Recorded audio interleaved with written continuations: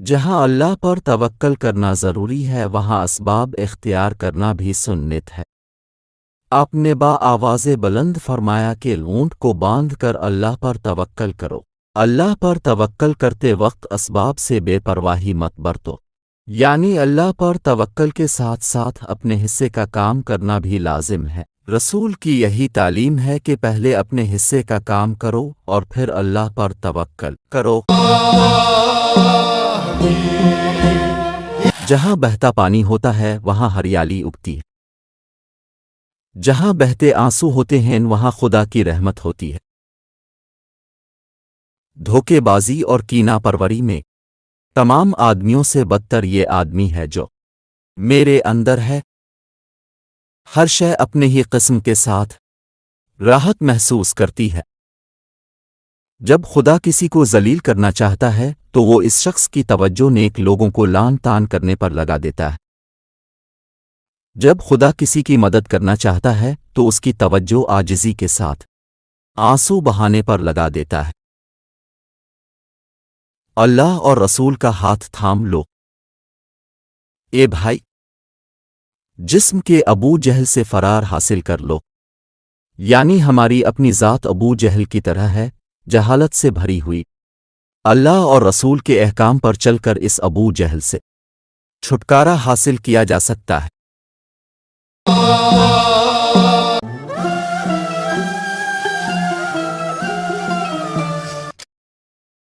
زکوٰۃ تمہارے مال کی حفاظت کرتی ہے، جبکہ نماز چرواہا ہے جو بھیڑیوں یعنی برائیوں اور بے حیائی سے تمہاری حفاظت کرتا ہے۔ ابلیس کی غلطی یہ تھی کہ میں آدم سے بہتر ہوں، اور یہ بیماری ہر انسان کی روح میں ہے۔ یہ مشکلیں اور پریشانیاں جو تمہیں آتی ہیں یہ تمہاری کسی غلطی کے اثرات ہوتے ہیں، چاہے تمہیں اپنی غلطی یاد ہو کہ نہیں۔ افسوس، بہت سی خطائیں جو تم لوگوں میں دیکھتے ہو در حقیقت خود تمہارا اصل ہیں جو دوسروں میں نظر آتا ہے۔ 100 لوگوں کو لان تان کر کے تم خود کو ہی برا بھلا کہہ رہے ہو۔ تم اپنی برائی صاف دیکھ نہیں پاتے ورنہ تم خود سے دل و جان سے نفرت کرنے لگتے۔ اچھے آدمی کا ہر عمل ہی اچھا ہے، اس کی کوتاہیاں بھی فائدے میں تبدیل کر دی جاتی ہے۔ حضرت موسیٰ کی قوم پر بغیر کسی پریشانی خرید و فروخت کے آسمان سے کھانا اتر رہا تھا۔ کچھ لوگ بے ادبی سے چیخے کہ دال کہاں ہے، لہسن کہاں؟ جنت کا کھانا بند ہو گیا اور ان کے حصے محنت رہ گئی۔ جب بھی تم پر دکھ اور پریشانی آتی ہے یہ تمہاری بے ادبی اور گستاخی کا نتیجہ ہوتی ہے۔ دنیا اللہ سے غافل ہو جانے کا نام ہے۔ دنیا مال، کاروبار اور عورت کی خواہش رکھنے کا نام نہیں، یعنی اگر آپ مال، کاروبار، عورت وغیرہ سے رغبت کی وجہ سے اللہ کو بھول جاتے ہیں تو آپ دنیا میں کھو گئے، جبکہ ان چیزوں کے باوجود اگر آپ اللہ کو اپنی ترجیح اول رکھتے ہیں تو آپ اللہ سے غافل نہیں، اور اس صورت میں دنیاوی لگا او جائزے ہے۔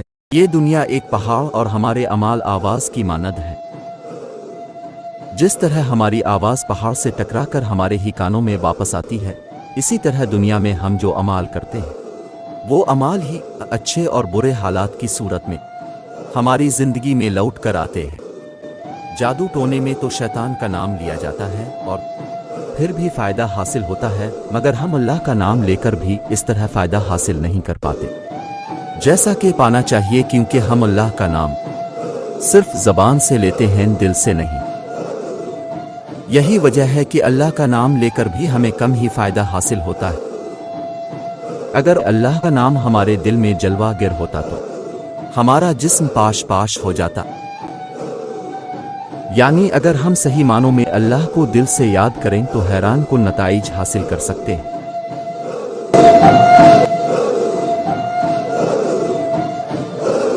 یہ دنیا ایک پہاڑ اور ہمارے اعمال آواز کی مانند ہے۔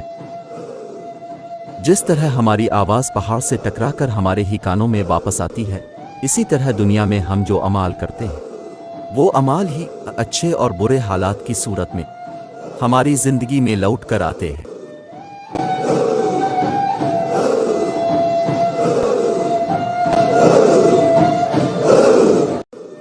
جادو ٹونے میں تو شیطان کا نام لیا جاتا ہے اور پھر بھی فائدہ حاصل ہوتا ہے، مگر ہم اللہ کا نام لے کر بھی اس طرح فائدہ حاصل نہیں کر پاتے جیسا کہ پانا چاہیے، کیونکہ ہم اللہ کا نام صرف زبان سے لیتے ہیں، دل سے نہیں۔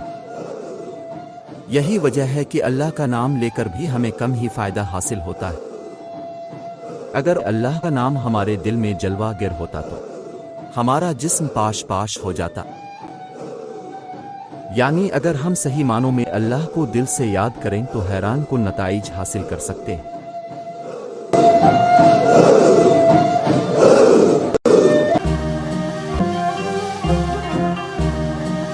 تمہاری اپنی ذات کا بت تمام بتوں کی ماں ہے، کیونکہ ظاہری بت صرف سانپ ہے، جبکہ تمہارا اپنا بت اژدھا ہے۔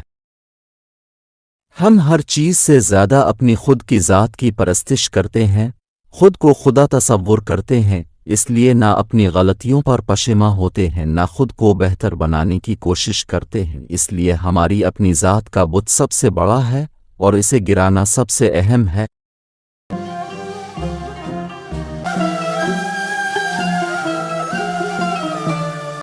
حضرت موسیٰ کی قوم پر بغیر کسی پریشانی، خرید و فروخت کے آسمان سے کھانا اتر رہا تھا۔ کچھ لوگ بے ادبی سے چیخے کہ دال کہاں ہے، لہسن کہاں؟ جنت کا کھانا بند ہو گیا اور ان کے حصے محنت رہ گئی۔ جب بھی تم پر دکھ اور پریشانی آتی ہے، یہ تمہاری بے ادبی اور گستاخی کا نتیجہ ہوتی ہے۔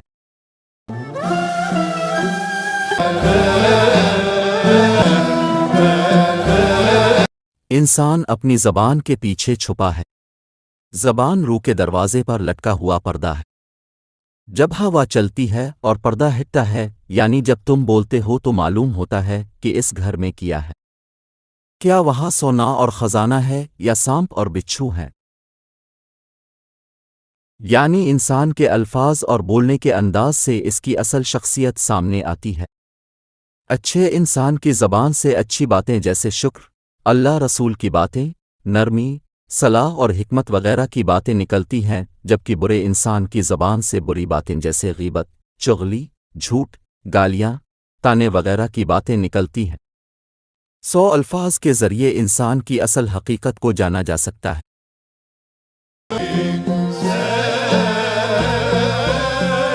ہماری ذات میں ہزاروں بھیڑیے، کتے، فرشتے اور شیطان ہیں، یعنی ہمارے اندر اچھی اور بری مخلوق دونوں موجود ہیں۔ ہم اصل میں کیا ہیں، یہ اس پر مبنی ہے کہ کون سی مخلوق ہماری ذات پر غالب ہے۔ یہ بالکل اسی طرح ہے کہ جب سونے کی مقدار تانبے سے زیادہ ہوتی ہے تو وہ تانبے کی بجائے سونا بن جاتا ہے۔ یعنی اگر حیوانوں کی صفات جیسے غصہ، نفرت، حسد، بے حیائی وغیرہ ہم پر غالب ہوں تو ہم بھیڑیے شیطان ہیں، اور اگر فرشتوں کی صفات جیسے محبت، درگزر، رحم، انکساری، حیا وغیرہ ہم پر غالب ہوں تو ہم فرشتوں میں سے ہیں۔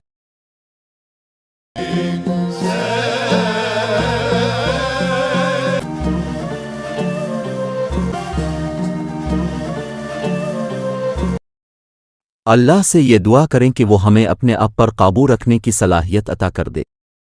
جو شخص خود پر قابو نہیں رکھ پاتا، وہ اللہ کے فضل سے محروم رہتا ہے۔ جس شخص کو تمیز نہ ہو، وہ نہ صرف اپنے آپ کے ساتھ زیادتی کرتا ہے بلکہ پوری دنیا میں بھی آگ لگا دیتا ہے۔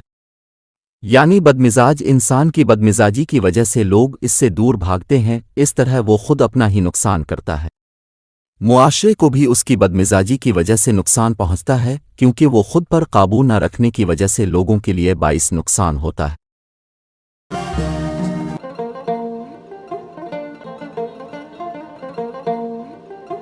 انسان کی اصل غذا اللہ کا نور ہے۔ جانوروں کی خوراک اس کے لیے نامناسب ہے۔ جو خوراک ہم کھاتے ہیں دراصل وہ ہمارے جسم کی نشو و نما کرتی ہے، روح کی نہیں، جبکہ ہمارا وجود حقیقت میں روح ہے، جسم نہیں۔ اس لیے بہت زیادہ جسمانی خوراک ہمارے لیے مناسب نہیں۔ ہماری روح جو ہمارا اصل وجود ہے، اس کی نشو و نما کے لیے ہمیں اللہ کے نور یعنی اللہ کے ذکر اور اس کی یاد اور قربت کی ضرورت ہے، نہ کہ گوشت اور سبزیوں کی۔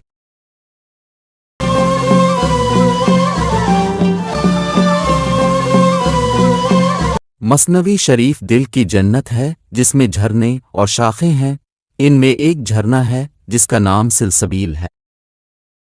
یہ کتاب بہترین مقام ہے اور بہترین آرام گاہ ہے۔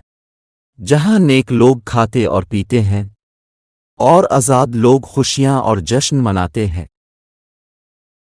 یہ کتاب دلوں کے لیے شفا اور دکھوں کو مٹانے والی ہے، اور قرآن کی تفسیر ہے، اور انعامات کی کثرت کا سبب اور بدمزاجی کی صفائی کرنے کا ذریعہ ہے۔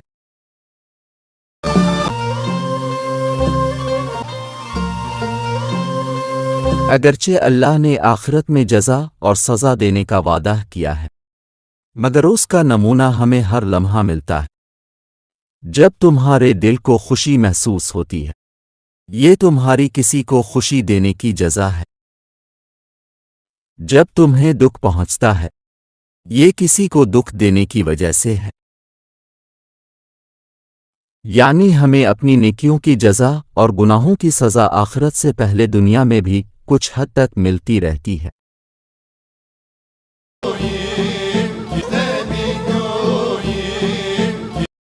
جہاں بہتا پانی ہوتا ہے وہاں ہریالی اگتی ہے۔ جہاں بہتے آنسو ہوتے ہیں وہاں خدا کی رحمت ہوتی ہے۔ پانی کی چیکی کی طرح نم آنکھوں والے بنو تاکہ تمہاری روح کے صحن میں ہریالی اگے۔ یعنی اللہ کی یاد میں رونے اور اپنے گناہوں پر نادم ہونے سے روحانی ترقی ہوتی ہے۔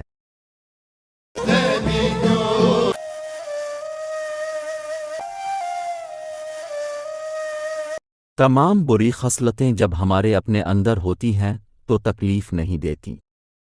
ہمیں اپنے خود کے پھوڑے سے کراہت نہیں آتی۔ ہم اسی ہاتھ سے کھانے میں انگلیاں ڈال کر کھا لیں، مگر کسی اور کا پھوڑا دیکھ کر ہم اس کے ہاتھ کا پکا کھانا کبھی بھی برداشت نہ کریں۔ بری خصلتیں بھی پھوڑوں کی طرح ہیں، خود میں ہو تو تکلیف نہیں دیتی اور دوسرے میں تھوڑی بھی ہو تو کراہت آتی ہے۔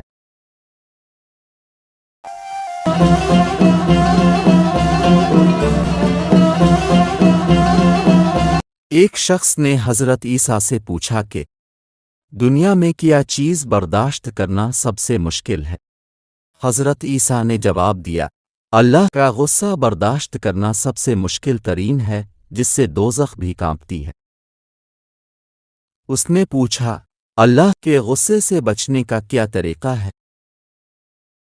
حضرت عیسیٰ نے جواب دیا کہ اللہ کے غصے سے بچنے کا طریقہ یہ ہے کہ اپنے غصے کو فوراً چھوڑ دیا جائے۔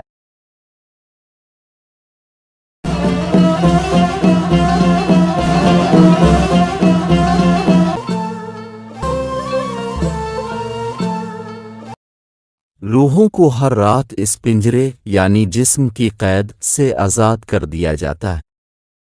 وہ ہر قسم کے دنیاوی معاملات سے آزاد ہو جاتی ہیں۔ ان کو نہ کسی غم، فائدے اور نقصانات کا کوئی خیال رہتا ہے، نہ کسی شخص کا خیال رہتا ہے۔ یہی کیفیت صوفیوں کی بیداری کی حالت میں ہوتی ہے۔ وہ دن رات دنیاوی معاملات میں سو رہے ہوتے ہیں، ایک قلم کی مانند جو خدا کے اختیار میں ہوتا ہے۔ یعنی صوفی اپنی ذات میں فنا ہوتے ہیں اور صرف اللہ کے ہاتھ میں قلم کی طرح ہوتے ہیں، جسے اللہ جیسے چاہے استعمال کرتا ہے۔ وہ ذاتی حیثیت میں دنیاوی معاملات سے دور ہوتے ہیں اور صرف اللہ کے حکم کے تابع ہوتے ہیں۔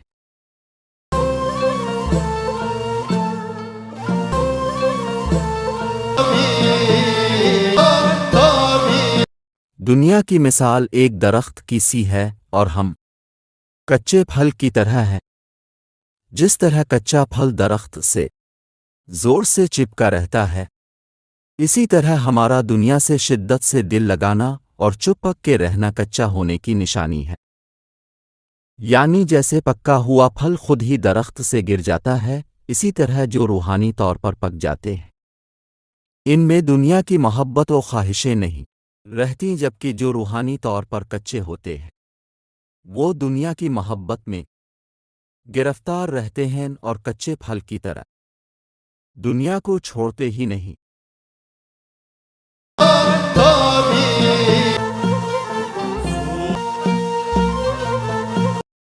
جو کوئی بھی تمہارا حقیقت میں دوست اور خیرخواہ ہے، تمہیں وہ اپنا دشمن لگتا ہے۔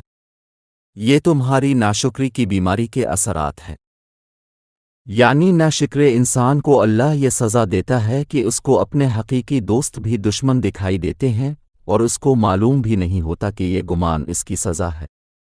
عقل کا تقاضا تو یہ ہے کہ احسان کرنے والے کا شکر ادا کیا جائے، ورنہ تم پر اللہ کے دائمی قہر کے دروازے کھول دیے جائیں گے۔ اے مسلسل ناشکری کرنے والے، اللہ نے تمہیں کتنی ہی میٹھی چیزیں دی ہیں، مگر تمہاری ناشکری کی وجہ سے وہ اپنی میٹھاسین کھو بیٹھتی ہیں۔ جیسے اگر ہم مال و دولت کی ناشکری کریں، حقداروں کو اس میں سے ان کا حق نہ دیں، تو اللہ ہمیں بطور ناشکری کی سزا کسی مالی نقصان سے دوچار کر دے۔ اگر ہم اولاد کی نعمت کی ناشکری کریں اور ان کی تربیت اللہ کے احکام کے مطابق نہ کریں، تو اللہ ہماری اولاد کی نافرمانی بطور سزا دے۔ اللہ کی رحمت دیکھو کہ ہزاروں نعمتوں کے بدلے وہ تمہارے صرف ایک شکر ادا کرنے پر ہی مطمئن ہو جاتا ہے۔ وہ تمہیں سر عطا کرتا ہے اور شکر کے طور پر صرف ایک جھکنے کو کہتا ہے۔ وہ تمہیں ٹانگیں عطا کرتا ہے اور شکر کے طور پر ان سے صرف عقیدت کا اظہار کرنے کو کہتا ہے۔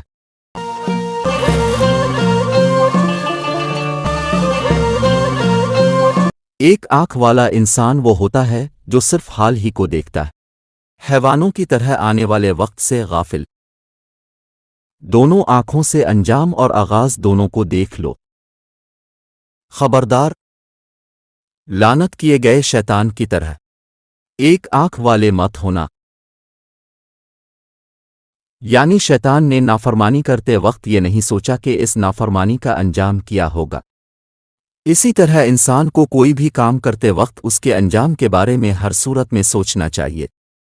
کوئی بھی کام سوچے سمجھے بغیر اور اس کے انجام کا اندازہ لگائے بغیر کرنا حیوانوں کی صفت ہے۔ عقل مند انسان ہر کام کا انجام پہلے ہی دیکھ پاتا ہے، اسی لیے وہ ہر قدم سوچ سمجھ کر اٹھاتا ہے اور نقصانات سے محفوظ رہتا ہے۔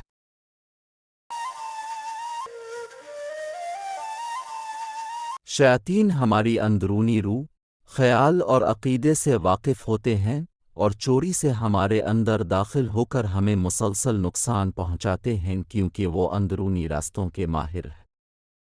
تو پھر نورانی روحیں اس دنیا میں ہماری اندرونی کیفیات سے ناواقف کیسے ہو سکتی ہیں؟ کیا وہ روحیں جن کے مقام جنت میں ہیں ہمارے دلوں میں داخل ہونے کے معاملے میں شیاطین سے بھی کم تر ہو گئی ہیں؟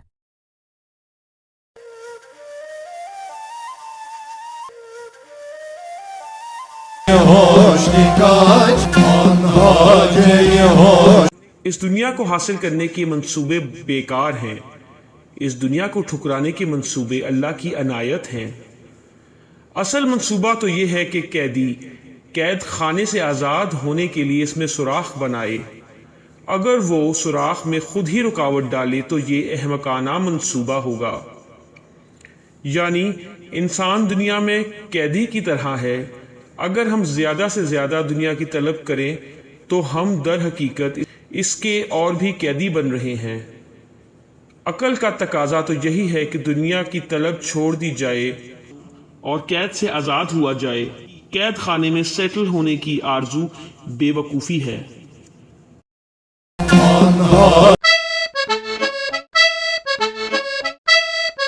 دنیا میں ایک سبز گھاس کا میدان ہے جہاں ایک گائے اکیلی رہتی ہے۔ وہ رات ہونے تک پورے کھیت میں کھانا کھاتی ہے تاکہ وہ طاقتور اور بڑی ہو جائے، مگر رات کے وقت وہ پریشانی سے بالوں کی طرح پتلی ہو جاتی ہے، کیونکہ وہ سوچتی ہے کل میں کیا کھاؤں گی۔ صبح ہوتے ہی کھیت سبز ہو جاتا ہے، سبز دانے اور لمبے ہو جاتے ہیں۔ گائے رات تک اس گھاس کو پوری طرح کھا جاتی ہے، وہ پھر سے موٹی اور بڑی ہو جاتی ہے، اس کا جسم چربی اور طاقت سے بھر جاتا ہے۔ رات ہوتی ہے تو وہ پھر گھبراہٹ کا شکار ہو جاتی ہے اور چارے کی تلاش کے خوف سے پھر دبلی ہو جاتی ہے، یہ سوچ کر کہ میں کل کھانے کے وقت کیا کھاؤں گی۔ وہ گائے کئی سالوں سے یہی کرتی آ رہی ہے، وہ کبھی نہیں سوچتی میں ان تمام سالوں میں اس چراگاہ سے کھاتی رہی ہوں، میرا چارہ ہمیشہ وقت پر پہنچا ہے، پھر یہ خوف و غم اور دل کی جلن کیا ہے۔ جب رات ہوتی ہے تو موٹی گائے پھر سے دبلی ہو جاتی ہے، یہ سوچ کر افسوس، چارہ ختم ہو جائے گا۔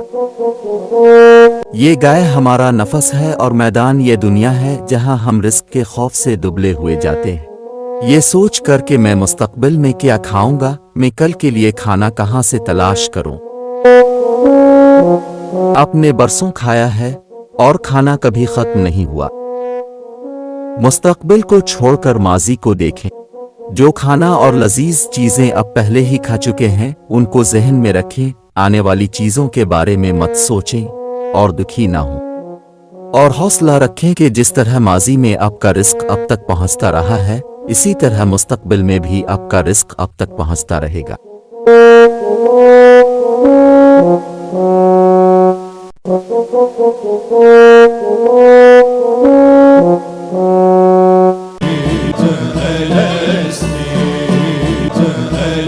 ڈاکٹروں کو طب کا علم ہوتا ہے اور وہ تمہاری بیماری کے بارے میں تم سے زیادہ واقف ہوتے ہیں، سو وہ تمہارے چہرے کے رنگ، نبض اور سانس سے تمہاری ہر بیماری جان جاتے ہیں، جبکہ تم اس طرح اپنی بیماری خود نہیں جان پاتے۔ تو کیا روحانی ڈاکٹر دنیا میں تمہاری روحانی بیماری بغیر بتائے نہیں جانچ سکتے؟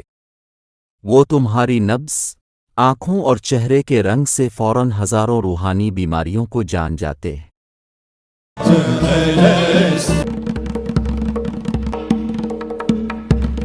بیکار لوگوں کی طرف راغب ہوتے ہیں، جو آگ کے بنے ہیں آگ والوں کی طرف مائل ہوتے ہیں، جو نور کے بنے ہیں نور کے بنے ہوں کی طلب کرتے ہیں، یعنی ہم جیسے ہیں ہمیں ویسے ہی لوگ پسند آتے ہیں۔ اچھے لوگ اچھے لوگوں کے ساتھ کو پسند کرتے ہیں اور برے لوگ برے لوگوں کو پسند کرتے ہیں، سو ہماری رغبت سے ہماری اپنی شخصیت کا پتہ چلتا ہے۔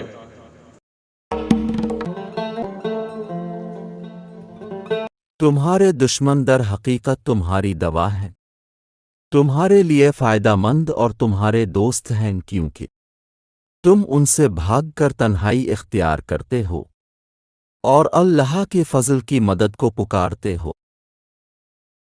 تمہارے دوست در حقیقت تمہارے دشمن ہیں، کیونکہ وہ تمہیں اللہ کے حضور سے دور کر دیتے ہیں اور اپنے ساتھ مشغول، یعنی تمہارے دشمن تمہارے اللہ سے قریب ہونے کی وجہ بن جاتے ہیں اور تمہارے دوست تمہارے اللہ سے دور ہونے کی وجہ بن جاتے ہیں۔ اس طرح دشمن دوست ہوئے اور دوست دشمن۔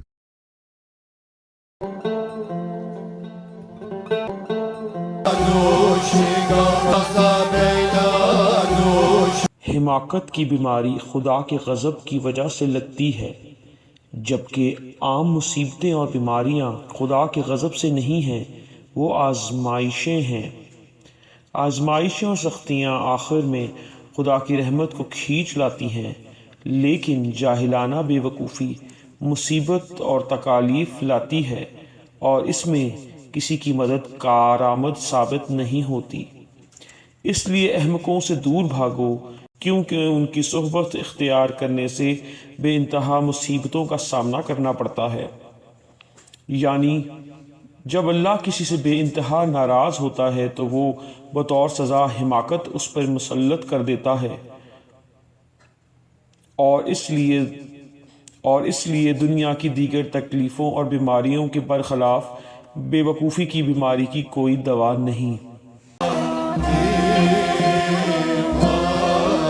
خدا نے صوفی سے کہا ہے، میں تمہاری زبان اور آنکھ ہوں، میں تمہارے حواس ہوں اور میں تمہاری خوشنودی اور تمہارا غضب ہوں۔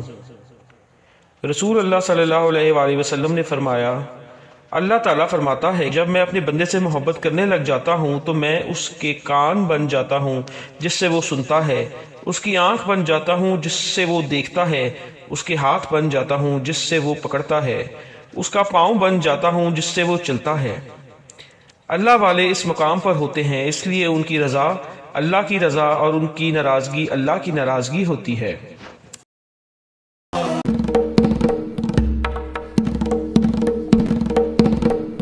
زمین اور آسمان کے تمام ایٹم اللہ کی فوج ہیں۔ تم نے دیکھا کہ ہوا نے قوم عاد کے ساتھ کیا سلوک کیا؟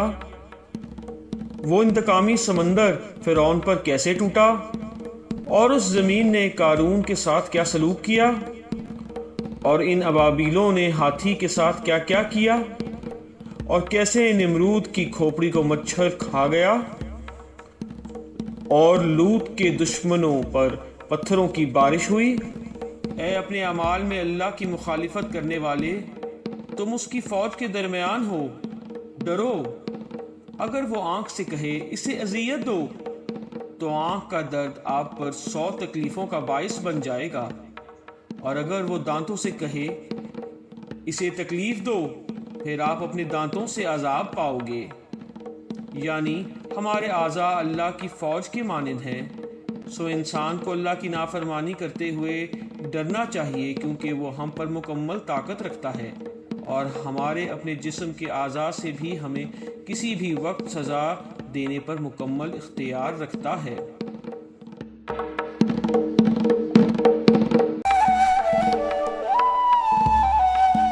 غور سے سنو، اللہ پر بھروسہ رکھو اور ڈرو نہیں۔ جتنی محبت تم اپنے رزق سے رکھتے ہو، تمہارا رزق اس سے زیادہ تم سے محبت رکھتا ہے، اور صرف اس لیے دیر لگا رہا ہے کیونکہ تم اپنی ذات کی نفی نہیں کر رہے۔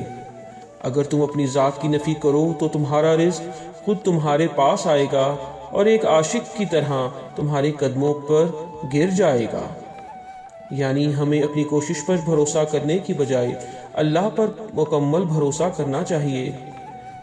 جو خود کی بجائے اللہ پر بھروسہ کرتے ہیں، ان کو اللہ کسی پریشانی کے بغیر خود رزق مہیا کرتا ہے۔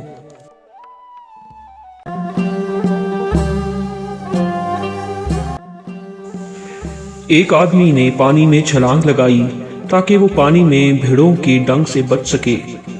بھیڑ اس کے اوپر چکر لگاتے ہیں، اور جب وہ اپنا سر نکالتا ہے تو وہ اسے نہیں بخشتے۔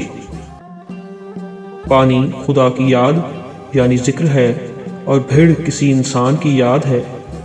اللہ کی یاد کے پانی میں اپنی سانسیں روک کر استقامت کا مظاہرہ کریں، تاکہ آپ پرانی سوچ اور خواہش سے آزاد ہو جائیں۔ اس کے بعد آپ خود سر سے پاؤں تک اس پاکیزہ پانی کی فطرت اختیار کر لیں گے۔ یعنی اللہ کی یاد سکون کا باعث ہے، جبکہ انسانوں کی یاد تکلیف کا باعث ہے۔ جب انسان اللہ کی یاد اور ذکر میں رہتا ہے تو بالآخر اس میں اللہ کی صفات پیدا ہو جاتی ہیں۔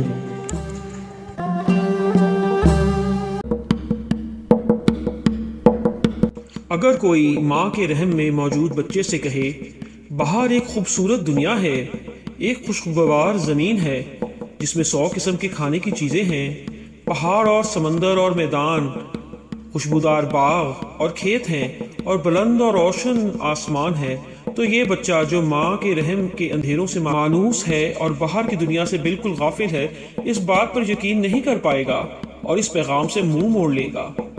اسی طرح اس دنیا میں جب اللہ والے عام لوگوں سے دوسری دنیا کے بارے میں کہتے ہیں کہ یہ دنیا ایک بہت ہی تاریک اور تنگ گڑھا ہے، باہر ایک اور دنیا ہے جو کہ ایسی نہیں، تو عام لوگ بھی اس بات پر یقین نہیں کر پاتے۔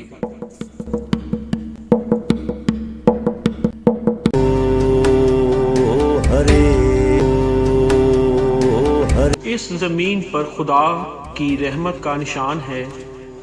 زمین گندگی لیتی ہے اور پھول پیدا کرتی ہے، یہ ہماری آلودگی کو چھپاتی ہے اور بدلے میں اس سے کلیاں اگتی ہیں۔ یعنی جیسے اللہ ہماری برائیوں کو نیکیوں میں تبدیل کرتا ہے، ہمارے گناہوں کی پردہ پوشی کرتا ہے اور ہمارے برے کاموں کے باوجود ہم پر اپنی نعمتیں اتارتا ہے، اسی طرح زمین بھی گندگی لے کر پھول اگاتی ہے۔ سو اس طرح زمین اللہ کی رحمت کی مظہر ہے۔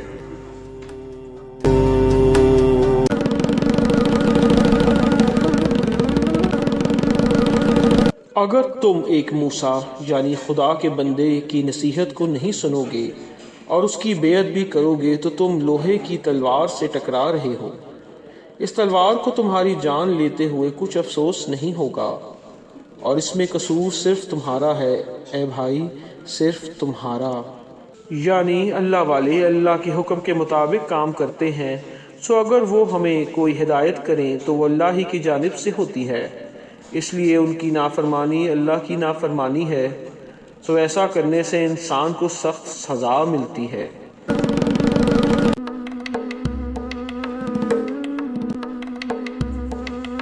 جو علم رکھتا ہے اور اللہ کا طالب ہے، اسے چاہیے کہ جو وہ نہیں جانتا اسے سیکھنے کی کوشش کرے اور دوسروں کو وہ سکھائے جو وہ پہلے سے جانتا ہے، اور کم عقل لوگوں کے ساتھ نرمی کا معاملہ کرے اور بے وقوف لوگوں کی بے وقوفی سے خود پر فخر نہ محسوس کرے اور نہ ان لوگوں کو سختی سے ڈانٹے جو کم سمجھ رکھتے ہیں۔ تم بھی پہلے ایسے ہی ہوا کرتے تھے، مگر اللہ نے تم سے مہربانی کا معاملہ کیا۔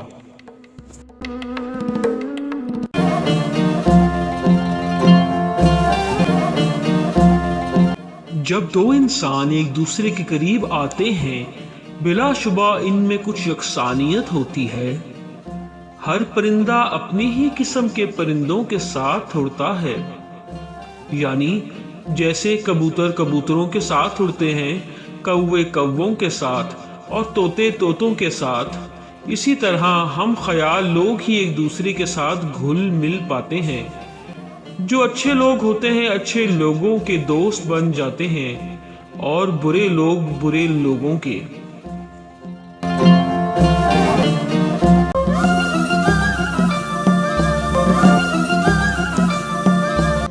تمہارا وجود در حقیقت تمہاری سوچ ہے، باقی تو صرف ہڈیاں اور گوشت ہے۔ اگر تمہاری سوچ گلاب ہے تو تم گلستان ہو، اگر تمہاری سوچ کانٹا ہے تو تم چولہے کا ایندھن ہو۔ یعنی انسان کی سوچ ہی اس کی اصل شخصیت ہے۔ اگر انسان کی سوچ نیک اور مثبت ہو تو وہ اچھا انسان ہے، اور اگر اس کی سوچ شیطانی اور منفی ہو تو وہ برا ہے۔ کسی انسان کی اصل حقیقت کا اندازہ اس کی سوچ سے لگایا جا سکتا ہے۔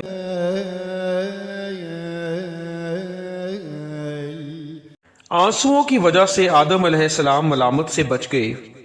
آنسو توبہ کرنے والے کے لیے سانس کی مانند ہیں۔ اگر تم آدم کی پشت سے ہو اور ان کی اولاد سے ہو تو ہمیشہ توبہ کرتے رہو۔ یعنی انسان بھی آدم علیہ السلام کی طرح غلطیاں تو کرتا ہی رہتا ہے، مگر اگر وہ ساتھ ساتھ توبہ بھی کرتا رہے تو وہ آدم علیہ السلام کی طرح سزا سے محفوظ رہ سکتا ہے۔ اس لیے ہمیشہ توبہ کرتے رہنا ہی عقل مندی ہے۔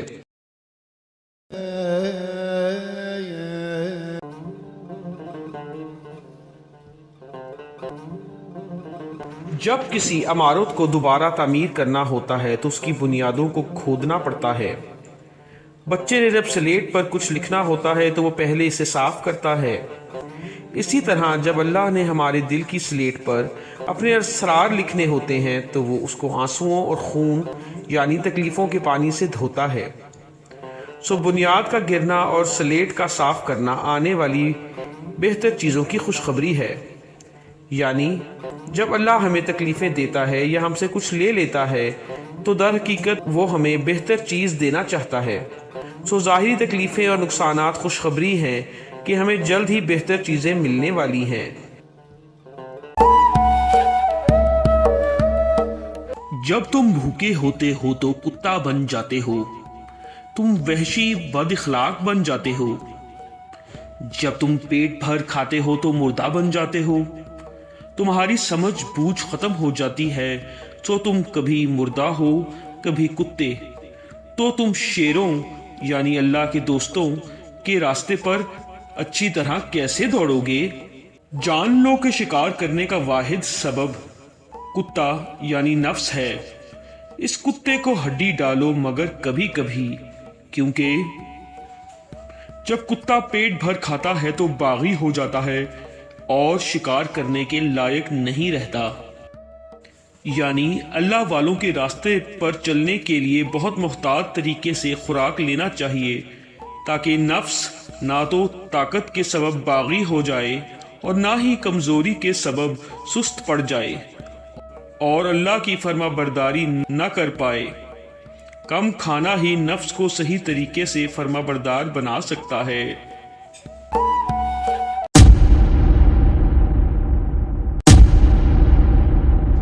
शैतान इंसान की रूह से छुप जाता है और दिल के बहुत से सुराखों से सर निकालता रहता है। उसकी निशानदही खन्नास के नाम से की गई है, यानी छुप जाने वाला, बार बार पलट कर आने वाला, क्योंकि ये खन्नास साही एक जानवर के खन्नास की तरह है। साही की तरह वो छुपता और निकलता रहता है, यानी शैतान हमारे दिल में छुप कर रहता है और चुपके चुपके हमला करता है। वो इसी तरह बुरे ख्यालात के जरिए बार बार पलट कर हमला करता रहता है और छुप जाता है, ताकि हम इसको पहचान ना सकें और ना बच पाएं। इसके शर से बचने के लिए अल्लाह ने सूरह नास नाजिल की।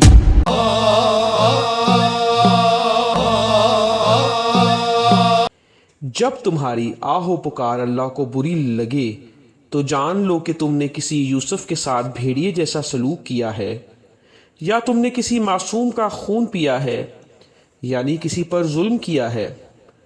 तौबा करो और ख़ुद को उससे खाली करो जो तुमने पिया है, यानी इस गुनाह से ख़ुद को पाक करो। और अगर तुम्हारा ज़ख्म गुनाह पुराना है तो जाओ और उसको जलवा दो, यानी उस गुनाह का ज़्यादा अजाला करो। यानी अगर हम किसी तकलीफ़ में मुब्तला हों और हमारी दुआ के बावजूद भी अल्लाह हमें इससे निजात नहीं दे, तो उसकी वजह यह है कि हमने किसी के साथ जुल्म किया है और हमें उसकी सज़ा दी जा रही है। इसलिए अल्लाह को हमारी आहो पुकार बुरी लग रही है, सो हमें बहुत ज़्यादा इस्तग़फ़ार करने की ज़रूरत है।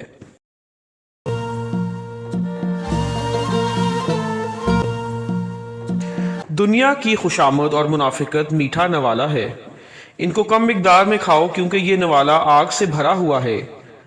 तारीफ़ों की कसरत की वजह से फ़िरौन बना। नरमी के साथ इंकिसारी इख्तियार करो, हुक्म चलाने वाले मत बनो। जहाँ तक मुमकिन हो ग़ुलाम बनकर रहो, बादशाह मत बनो। तकलीफ़ें बर्दाश्त करो, गेंद बनकर रहो, बल्ला मत बनो। यानी खुशामद बज़ाहिरन बहुत अच्छी चीज़ लगती है, मगर दर हकीकत वो बहुत बुरी चीज़ है जो इंसान को फ़िरौन बना देती है। सख्त हुक्म चलाने वाला और मुतकब्बर इंसान जो खुशामद का आदी हो जाता है, वो फ़िरौन की तरह बन जाता है। इसलिए नरमी और आजिज़ी इख्तियार करना लाजिम है। तकलीफ़ें बर्दाश्त करना तकलीफ़ें देने से बेहतर है। आजिज़ी और दरगुजर इख्तियार करके इंसान तकब्बर के बड़े गुनाह से महफूज रह सकता है।